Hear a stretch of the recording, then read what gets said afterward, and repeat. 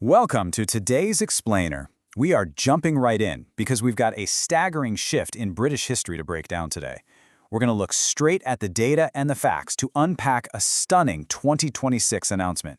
It's a decision that fundamentally reshapes the British monarchy as we know it, setting the stage for a completely new era under King Charles III.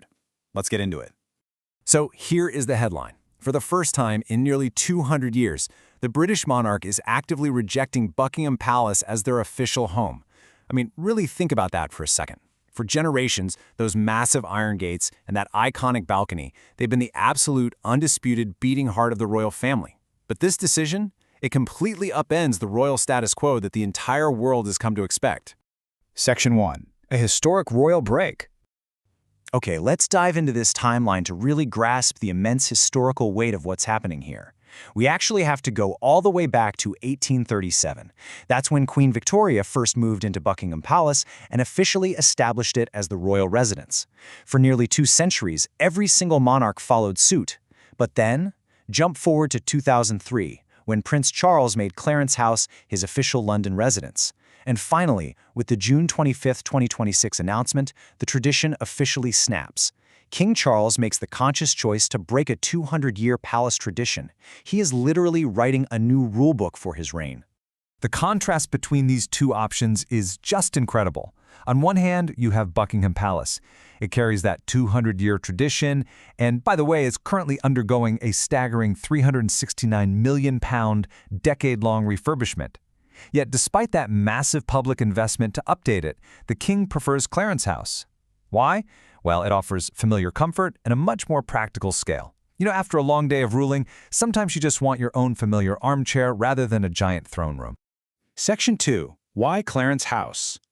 Now don't get me wrong, Clarence House is far from just some modest little starter apartment. It comes with its own deep royal legacy. It was built between 1825 and 1827, designed by the legendary architect John Nash, and originally constructed for Prince William Henry, who later became King William IV.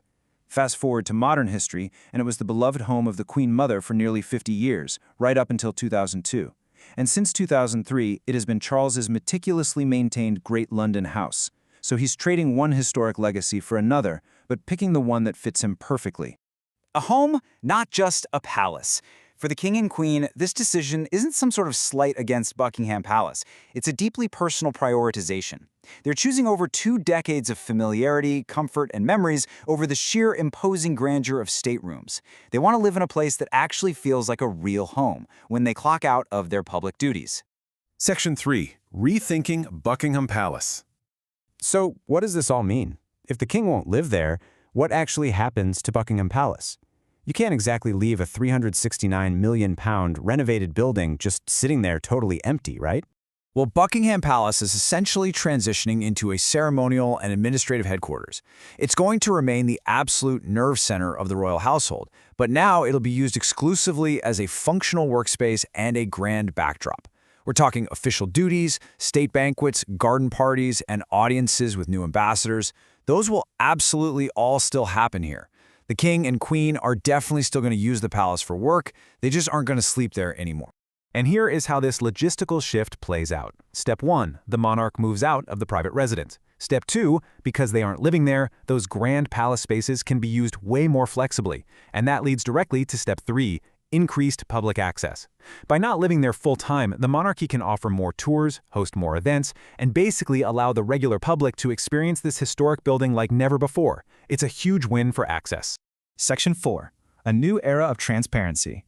Now, what's really fascinating here is zooming out to look at the broader theme of financial accountability. For the first time ever, a British monarch has publicly disclosed the exact amount of tax he pays. He paid £11.7 million in income and capital gains taxes for the 2023 to 2024 financial year.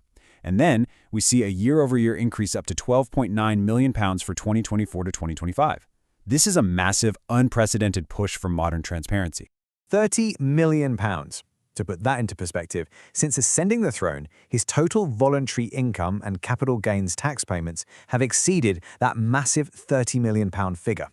This really proves that the whole modernization narrative we hear about, it isn't just clever PR, it's backed up by actual, tangible financial contributions to the state.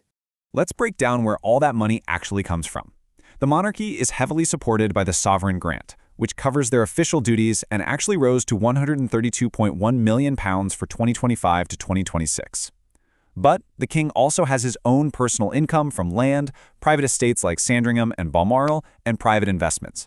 The absolute crucial takeaway here is that while the monarch is not legally required to pay taxes on this personal income, King Charles has chosen to do so entirely voluntarily.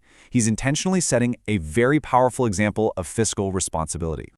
Section 5. The monarchy's next chapter.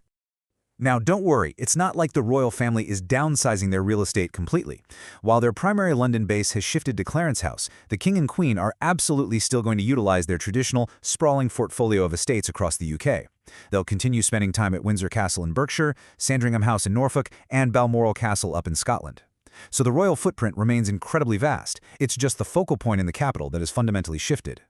Which leaves us wondering something pretty provocative. What will the Prince of Wales do when he eventually succeeds to the throne? King Charles has broken a 200-year tradition, but will Prince William reverse it? Will he restore Buckingham Palace as a private home, or will he continue this brand new tradition of treating the palace strictly as a space for public service and administration? Ultimately, we are looking at a monarchy that is prioritizing public access and financial transparency over private palaces. King Charles is writing a brand new chapter in royal history. And he's doing it not from the grand, imposing staterooms of Buckingham Palace, but from the practical comfort of his own home. He is signaling exactly what he believes a modern monarchy should look like in the 21st century. The real question to leave you with today is this just a unique quirk of King Charles's reign, or are we looking at the permanent blueprint for all British monarchs moving forward? Thanks so much for exploring this historic shift with us today on This Explainer. See you next time.